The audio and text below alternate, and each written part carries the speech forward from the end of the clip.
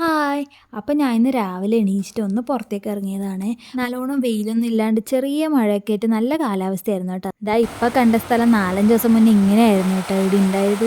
ഒരു 2 ദിവസം മഴ നിൽക്കാണ്ട് വരുതാ ഇത്രയും വെള്ളം നിറഞ്ഞു കേട്ടോ ഇവിടെ.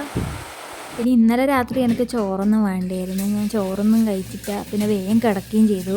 അതുകൊണ്ട് തന്നെ പാത്രമെല്ലാം വടിക്കാനുണ്ടായിനി. അപ്പോൾ ഞാൻ രാവിലെ തന്നെ പാത്രം വടിക്കാമെന്ന് വിചാരിച്ചു.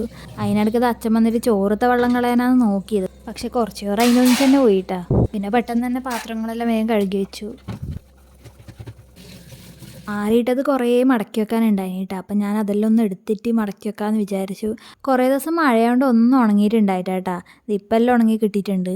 പണ്ടെല്ലാം മടക്കി വെക്കാനെല്ലാം ഭയങ്കര ഇഷ്ടമുണ്ടായി കേട്ടോ. പക്ഷെ ഇപ്പം എല്ലാത്തിനും എനിക്ക് മടിയാണ്.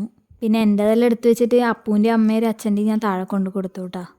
അപ്പൂ ഇപ്പം ജിമ്മിന് പോകുന്നതുകൊണ്ട് എല്ലാ ദിവസവും ചിക്കൻ ആക്കലുണ്ട് കേട്ടോ. ഞാൻ ജിമ്മിന് പോകുന്നില്ലെങ്കിൽ ഞാനും കഴിക്കും. പിന്നെ അതെല്ലാം കൂട്ടിയിട്ട് ചോറും കഴിച്ചു.